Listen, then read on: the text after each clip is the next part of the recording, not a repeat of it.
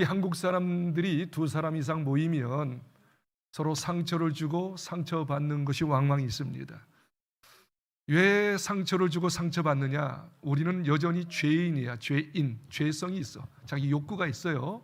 그래서 자기 욕구대로 하려다 보니까 함부로 이야기하고 함부로 행동하고 상처 주고 또 상처받은 사람 또 상처를 또 주고 상처 주고 상처받는 그런 상처의 모습들이 있습니다. 성경은 이렇게 이야기합니다. 갈라디아서 5장 15절에 이렇게 이야기합니다. 물고 먹으면 피차 멸망할까 조심하라. 물고 먹음이라고 하는 것은 서로 상처 주고 상처 받으면 둘 다 자멸한다는 것이죠. 그래서 우리 교회는 상처 주지도 말고 상처 받지도 않는 공동체가 됐으면 좋겠습니다.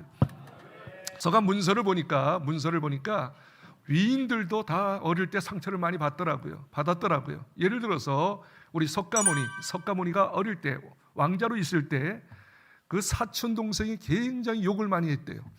그러면서 사촌 동생이 말입니다. 형님인데도 불구하고 이 석가모니에게 이렇게 이야기했답니다. 너 나가 죽어. 나가 죽어.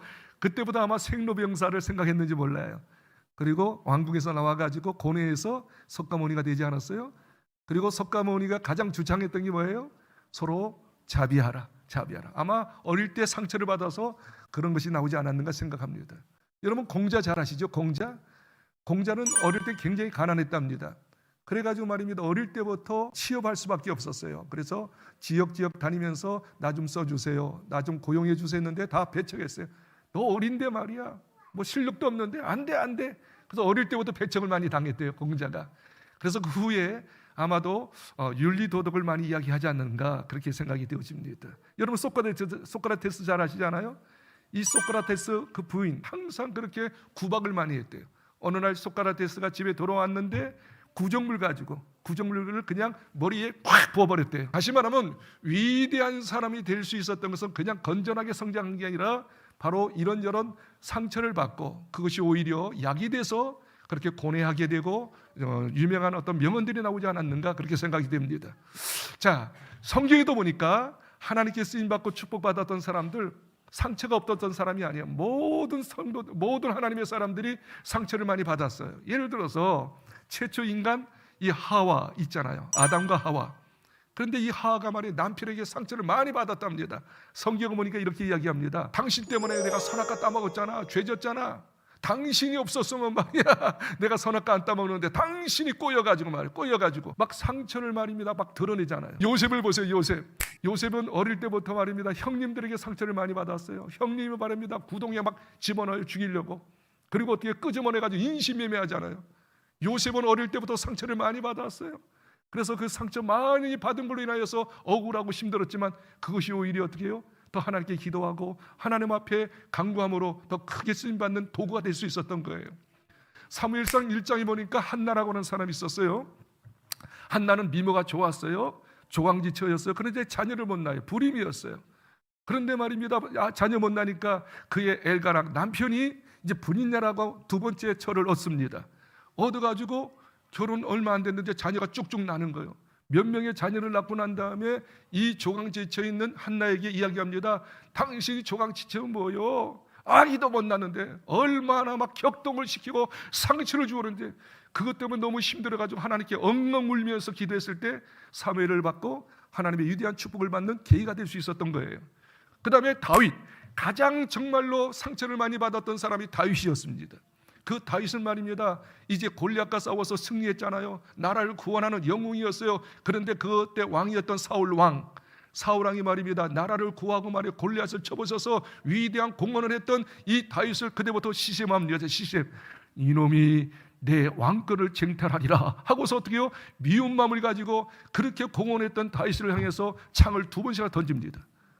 그리고 어떻게 해요? 이제 피하니까 도망가니까 3,000명의 군사를 모아가지고 다윗 잡아라 공모전을 해가지고 말이죠 다윗을 잡도록 합니다. 그렇게 다윗을 상처를 주었던 사람이 바로 사울왕이었는데 사울왕은 곧 장인어른이어서 자기 딸 미갈을 주었기 때문에. 근데 이 장인어른 사울을 담아서 미갈도 말이죠 그 부인 다윗의 부인 미갈도 얼마나 다윗을 상처를 줬는지 몰라요. 어느 날 말입니다 이제 법궤가 들어왔어요. 그리고 법궤 앞에서 덩실덩실 막 춤을 추니까 왕인데도 불구하고 막 춤을 추니까 그냥 옷이 싹 바지가 내려가 버렸어. 볼까 말까 다 보인단 말이죠. 그때 미가일은 뭐라고 한 줄 알아요? 여보, 체면 좀 차리시오. 왕 주제에 옷을 내려가는지도 모르고 막 무슨 그렇게 노래를 하오. 하나님께 영광을 돌리는데, 이처럼 미갈이 다윗의 그 부인이 얼마나 상처를 다윗에게 줬는지 몰라요. 그러나 그럼에도 불구하고 하나님께 기도하고 상처를 치유받고 최고의 왕이 된 것을 볼 수가 있습니다. 자, 이제 여러분에게 여쭤보겠어요. 자, 이처럼 상처를 우리가 많이 받는데 누굴 통해서 상처를 제일 많이 받을까요? 답이 나왔어요. 멀리 있는 사람이에요? 어쩌다 한 번씩 만나는 사람이에요? 가까이 있는 사람, 자주 만난 사람, 친밀한 사람에게 상처를 많이 받습니까? 물어보나 마나 아주 가까운 사람, 늘 옆에 있는 사람, 그리고 한마디 말해서 믿었던 사람, 믿었던 도끼에 발등 찍힌다는 말이 있듯이 가장 믿었고 나를 이해할 줄 알고 나를 감싸줄 줄 알았던 그 가장 가까운 사람을 통해서 상처를 받는다는 사실을 아시죠? 그렇습니다. 우리가 상처받는 것은 뭐예요? 가장 가까운 사람, 나를 이해할 줄 알고 나를 존중히 여길 줄 알고 그래도 나를 잘 감싸줄 줄 알았던 가까운 사람이 한마디 톡 뱉는 이야기, 행동 하나가 상처를 줘가지고 평생 가는 거예요. 그 응어리져가지고 우울증이 걸려가지고 힘들어하는 우리 주변의 사람들이 얼마나 많습니까? 제가 정말로 진심으로 소원이 있다면 우리 국제소망교회는, 저를 똑바로 보십시오, 우리 모든 성도들은 상처도 주지도 말고 설령 상처를 줄지 알아도 상처를 받지도 말고 상처를 치유하는 교회가 됐으면 참 좋겠어요. 상처를 주지도 말고 상처를 받지도 않는, 상처가 없어지는 교회, 그런 교회 되기를 주의 이름으로 축복합니다. 자, 이 세상에서 가장 상처를 많이 받으신 분이 누굴까? 가장 상처를 많이 받으신 분은 바로 우리가 믿는 예수님인 줄 믿습니다. 오늘 본문에는 이렇게 이야기하고 있습니다. 베드로전서 2장 23절에 우리 예수님께서 이처럼 상처를 많이 받으셨다라고 성경은 증명하고 있습니다. 읽겠습니다. 시작. 욕을 당하시되 맞대어 욕하지 아니하시고 고난을 당하시되 이업하지 아니하시고 오직 공의로 심판하는 이에게 부탁하여. 우리 예수님은 어떤 분이셨어요? 욕을 당하신 분이야. 욕이야죠. 그래서 인격 모독이 이야기하는 거예요. 욕을 받으신 거예요. 그 다음에 또 뭐예요? 고난을 당하셨어요. 여러 가지 어려움을 많이 당하셨어요. 핍박을 많이 당하셨어요. 근데 같이 욕하지 않았어요? 고난 당할 때 위협하지, 너 나한테 이렇게 했지? 내가 복수하마 그러지 않았어요? 다 받으셨어요. 그리고 십자가에 못 박아 고통을 당하셨어요. 우리 예수님처럼 고통 많이 받고 상처 많이 받으신 분이 없습니다. 그런데 여러분 아까 이야기한 것처럼 예수님이 누구한테 그렇게 상처와 욕을 많이 받으셨나? 멀리 있는 사람이 아니고 가장 가까이 있는 가족들에게, 친지들에게, 동네 사람들에게, 그리고 자기 제자들에게 상처를 제일 많이 받으셨습니다. 성경은 이렇게 이야기합니다. 자, 한번 읽어볼까요? 거기 마가복음 3장 21절에 보니까 친족들이 예수님을 향해서 뭐라고 이야기한 줄 알아요? 기적을 나타내고 귀신을 막 쫓아내니까 너 미쳤다 이야기합니다. 귀신 들렸다. 한번 읽어볼까요? 예수의 친족들이 듣고 그를 불러 나오니 이는 그가 미쳤다 함이로라. 여기 보십시오. 예수님께서 막 기적을 행하고 막 병든 자 고치고 말이죠. 귀신 쫓아내니까 어떻게 너 귀신 들려서 미쳐서 오메 그런 욕을 얻어먹습니다. 그리고 말이죠, 동네 사람들이 말이죠, 어떻게 해요? 막 기적을 행하고 역사하니까 너 말이야, 너 미쳤어. 그리고 심지어 어떻게 예수님을 낭떠러지에서 어떻게 해요? 떨어뜨려 죽이려고 했습니다. 그게 마가복음 6장 3절로 6절에 말씀하고 있고요. 그 다음에 더 놀라운 건 아까 제가 이야기했죠. 예수님의 제자들 가운데 가장 믿었던 제자가 가룟 유다입니다. 왜? 회계를 맡겼어요. 재물을 맡겼어요. 자, 믿는 사람에게 말이죠, 돈을 맡기는 것처럼 가룟 유다가 잘 신뢰가 됐기 때문에, 믿었기 때문에 돈을 맡긴 거예요. 재물을 맡긴 거예요. 그런데 이 가룟 유다가 어떻게 했습니까? 예수님을 은 30개 가지고 팝니다. 예수님께 가장 상처를 줬던 사람이 바로 가룟 유다였습니다. 더더욱 예수님이 붙잡혀 갔어요. 신문을 받습니다. 그때 가장 믿었던 베드로여, 예수님의 수제자 베드로가 말이죠, 주변의 사람이 너 보니까 예수 당이야, 예수 제자지. 무슨 예수 제자냐고 말이야. 예수님을 거부합니다. 예수님을 저주까지 합니다. 한번 읽어볼까요? 마태복음 26장 74절 읽겠습니다. 그가 저주하며 맹세하여 이르되 나는 그 사람을 알지 못하노라 하니 곧 네, 닭이 여기 보니까 울더라. 베드로가 말입니다. 예수님을 저주하고 말이죠. 맹세까지 나 절대 예수님의 제자 아니야. 예수 몰라. 가장 믿고 믿었던 베드로까지 예수님을 배반합니다. 예수님께 큰 상처를 준 거죠. 너까지라도 나를 배반하는구나. 너까지 가장 믿었던 보류였던 그 사람까지 배척당하고 상처를 받았던 예수님. 그리고 말입니다. 우리의 죄 문제가 다 우리 주님이 받으셨어요. 우리의 저주를 받으셨어요. 질병을 받으셨어요. 모든 어려움을 다 받으시고 마침내 그걸 가지고 어떻게 십자가에서 피 흘려 상처받고 돌아가신 줄 믿습니다. 하여튼 이 세상에서 가장 상처를 많이 받은 분이 누구냐? 바로 우리 예수님인 줄 믿습니다. 그러면 여러분이 여쭤보겠습니다. 그러면 예수님께서 정말로 이렇게 많은 상처를 왜 받으셨을까요? 그건 다 두 가지. 우리 사랑하는 저와 여러분이 이 땅 살면서 상처받잖아요. 남편에게, 아내에게, 자녀에게, 주변의 사람들에게 상처받잖아요. 심지어 교회까지 왔는데 목사를 통해서 상처받을 수도 있고 성도끼리 상처를 줄 수 있고 받을 수가 있단 말입니다. 그 상처받은 사람들을 당신이 상처받았기 때문에 그 상처를 공감하기 위해서 상처받으셨어요. 너 힘들지, 고통스럽지, 네 마음 내가 알아. 예수님께서 그처럼 고통당하고 상처받으신 것은 여러분의 상처를 공감, 이해하기 위해서 받으신 줄 믿으시길 바랍니다. 두 번째는 뭐냐면 예수님께서 상처받으시고 결국 어떻게 해요? 십자가에서 피 흘려 돌아가셨잖아요. 바로 우리 예수님은 여러분의 상처를 공감뿐만 아니라 여러분의 상처를 치유하기 위해서 상처받으셨고 십자가에서 상처를 통하여 십자가의 죽으심으로 모든 여러분의 죄 문제, 모든 문제를 해결하기 위해서 치유하기 위해서 상처받으신 줄 믿으시기를 주의 이름으로 축원합니다. 성경은 이렇게 증언합니다. 오늘 본문 말씀을 다시 이렇게 보겠습니다. 베드로전서 2장 24절에 예수님이 왜 상처받으셨나? 우리의 상처를 공감하시며 우리의 상처를 치유하기 위해서 상처받으셨다고 성경이 이렇게 증명하고 있습니다. 읽겠습니다. 친히 나무에 달려 그 몸으로 우리 죄를 담당하셨으니 이는 우리 죄로 대하여 죽고 의에 대하여 살게 하려 하심이라. 여기 보시오. 친히 예수님은 상처받을 필요 없었어요, 사실.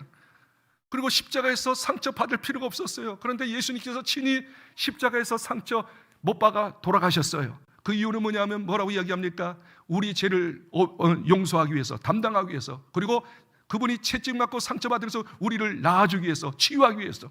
다시 이야기합니다. 예수님께서 상처받으신 이유는 우리의 상처를 공감하십니다. 헤아려 주십니다. 힘들지, 아프지, 당신이 아프셨으니까, 고통당하셨으니까 우리들의 고통, 아픔을 이해하셔요. 이해할 뿐만 아니라 어떻게 친히 십자가에서 피 흘리신 것은 여러분을 낫기 위해서, 치료하기 위해서, 아멘, 힐링하기 위해서 그런 상처를 받으신 줄 믿습니다. 구약 성경에 분명히 이렇게 또 이야기합니다. 이사야서 53장 5절 말씀을 다시 읽겠습니다. 그가 찔림은 우리의 허물 때문이요 그의 상함은 우리의 죄악 때문이라. 그가 징계를 받음으로 우리는 평화를 누리고 그가 채찍에 맞음으로 우리는 나음을 받았도다. 예수님께서 왜 이렇게 찔림을 당하셨어요? 상함을 당하셨어요? 징계를 당하셨어요? 채찍에 맞으셨어요? 왜 이렇게 상처를 깊이 받으셨어요? 우리 죄를 다 용서하기 위해서, 여러분의 평화를 주기 위하여, 여러분을 낫기 위하여, 치유하기 위하여, 고치기 위하여 그런 상처를 대신 받으신 줄 믿으시기를 바랍니다. 그렇기 때문에 여러분 꼭 기억하십시오. 예수님을 한마디 말해서 이렇게 표현할 수가 있어요. 우리 예수님은 꼭 중요해요. 상처 입은 치유자이십니다. 당신이 친히 상처를 받으셨어요. 우리의 상처를 이해하셔요. 그리고 어떻게 해요? 친히 또 상처를 받고 십자가에서 상처받으신 것은 우리를 낫기 위해서, 치유자가 되기 위해서. 그렇기 때문에 우리 예수님을 한마디 말하면 상처 입은 치유자이십니다. 상처 입은 치유자인 줄 믿습니다. 책 중에 상처 입은 치유자라고 하는 책이 오래전에 나온 적이 있어요. 헬린 나우엔이라고 하는 하버드 대학교에서 철학 강의를 하시고 말년에는 말입니다, 진짜 정신병자들, 중추 환자들을 위하여 그냥 그곳에 들어가서 평생을 그 어려운 환자를 위해서 살았던 정말 살아있는 성자 헨리 나우엔이라고 하는 그분이 오래전에 상처 입은 치유자라고 하는 예수님의 상처 입은 치유에 대해서 책을 펴낸 적이 있습니다. 그 내용 중에 아주 중요한 내용이 있어요. 자, 이런 내용입니다. 어떤 상담학자예요. 아주 상담을 아주 유능하게 잘하는 이 상담학자가 말입니다. 그만 교통사고가 납니다. 그리고 척추가 다칩니다. 그래서 병원에서 말입니다, 하반신 불구가 돼가지고 꼼짝 못하고 병원 신세만 지고 고통당하는 사람이 있었어요. 그분이 상담학자였어요. 그런데 계속 이제 하반신을 쓰지 못하고 걷지 못하고 움직이지 못하니까 이제 공고합니다. 절망 속에 있으며 상담을 가르치는 상담했던 분인데 정말 힘들었어요. 죽고 싶은 마음이 있었어요. 이리 기똥 저리 기똥하며 이제나 죽을까 저제나 죽을까 고민하고 있을 때 뜻밖의 어느 날 간호사가 찾아옵니다. 자기 병실에 간호사가 찾아와요. 간호사가 이렇게 이야기합니다. 선생님, 그 유명한 상담학자 맞으시죠? 상담하신 분이죠? 예. 그러면서 제가 좀 상담하러 왔습니다. 예, 상담하시죠. 자기도 지금 죽겠는데 하반신 불구가 돼가지고 한번 생각해 보십시오. 불구가지고 언제 죽을까 생각했던 그 분이었는데 마음에 고통 가운데 있었는데 상담을 온 거예요. 그러면서 이렇게 이야기합니다. 간호사가 상담을 했는데, 선생님, 인생을 살다 보면 죽고 싶은 생각이 들 때가 있을까요? 죽고 싶은, 정말 이 땅을 떠나고 싶을 생각이 들 수 있을까요? 뭐라고 이야기했을까요? 그렇죠, 있을 수 있죠. 그러면서 자기가 지금까지 말이며 살면서 상처받은 부분을 이야기합니다. 그러니까 이 간호사가 마음에 있는, 보세요, 이 상담자가 말이죠, 정말 자기가 지금까지 받았던 상처를 이런 거 저런 거 쭉쭉쭉 이야기하는 거예요. 나도 이럴 때 죽고 싶었다고 말이지. 그러니까 이 간호사가 마음을 열어놓고 자기의 고통 있는 거, 상처 있는 걸 쭉 이야기합니다. 그걸 공감하면서 이야기해 주는데 어쩌면요, 진심으로 이야기해 주고 상담해 주니까 간호사가 마음이 풀어지면서, 상처가 풀어지면서, 얼굴이 화해지면서 선생님 감사합니다 하고 돌아갔어요. 돌아가고 난 다음에 이분은 또 보니까 자기가 지금 현재의 모습이 어떤 모습이에요? 하반신 불구예요. 꼼짝달짝 못하는 거예요. 자기도 아까까지만 해도 죽고자 하는 생각이 들었는데 아까 상담을 통해서 그 마음을, 그 간호사가 죽고 싶은 마음이 자기도 똑같은 마음이니까, 먼저 상처를 입었으니까 그 마음이 이해가 된 거예요. 그리고 말이죠, 정말로 상담을 진지하게 자기의 상처받았던 부위를 이야기한 거예요. 자기도 죽고 싶었다라고 이야기하는 거예요. 그러면서 어떻게 해요? 그 순간에 깨달은 게 뭐예요? 아하, 여기 놀란 말이에요. 내가 정말 이 하반신 불구하고 죽고 싶은 마음이 있었는데 나를 통하여 치유받는 사람이 있구나. 그렇다면 내가 하반신 불구로 정상적인 활동을 못할지라도 상담할 수 있지 않겠는가? 상대방의 말을 진지하게 들어주고 내 경험담을 이야기할 수 있다면, 한 사람씩 치유받는다면 죽어가는 사람이 죽지 아니하고 여러 가지 힘든 사람이 회복하지 않겠는가? 그때부터 미션을 발견한 거예요. 사명을 깨달은 거예요. 야, 내가 비록 하반신일자도 컴퓨터 할 수 있지 않는가? 전화로 상담할 수 있지 않는가? 그때부터 어떻게 해요? 글을 쓰기 시작합니다. 그리고 전화로 상담하기 시작합니다. 한 사람 두 사람 회복하기 시작합니다. 그리고 죽을 때까지 그 사람은 온전히 그 상담하면서 수많은 사람을 살리는 역사가 있었다라고 그 책에 기록되어 있는 것입니다. 다시 이야기합니다. 이분이 말입니다, 상처를 받지 않았다면, 하반신 불구가 안 됐다면 상담자의 그 마음을 헤아릴 수 있을까요? 죽고 싶은 마음을 진정으로 헤아릴 수 있을까요? 그리고 그 마음을 헤아려서 그에 맞는 위로와 격려와 공감이며 치유의 그 상담이 될 수 있었을까요? 안 됐다라고 생각해요. 이론 가지고 안 되는 거예요. 자기가 죽고 싶은 경험을 했었기 때문에 그 입장을 동감하면서 적절하게 상담함으로 상담받는 사람이 치유되는, 상처 입은 치유자로 변모되고 축복받는 인생이 됐다는 사실을 기억하시기를 주님으로 축복합니다. 이제 결론적으로 이렇게 이야기하고 싶습니다. 사랑하는 성도 여러분, 저와 여러분이 이 세상 살면서 상처 안 받는 사람이 없어요. 고난이 없는 사람이 없어요. 힘들지 않는 사람이 없어요. 그럼 여러분이 물어봅니다. 여러분이 지금 받는 고난, 질병일 수가 있고, 물질의 문제가 있을 수 있고, 인간관계 문제일 수가 있고, 우리 자녀 문제가 있을 수 있고, 등등등등 문제가 있을 수 있어요. 여러분, 많은 사람들 그런 문제에 봉착되면 어떤 생각을 듭니까? 나 끝났다, 죽고 싶다, 죽어야 한다, 절망과 좌절 가운데 있죠. 근데 성경은 뭐라고 합니까? 여러분이 그런 고통당하고 어려움을 당하는 것은 상처를 비록 입었지만 이제 치유자로 변모되고 성장하고 성숙되는 과정이라고 성경은 이야기하고 있음을 크게 아멘합시다. 믿으시기 바랍니다.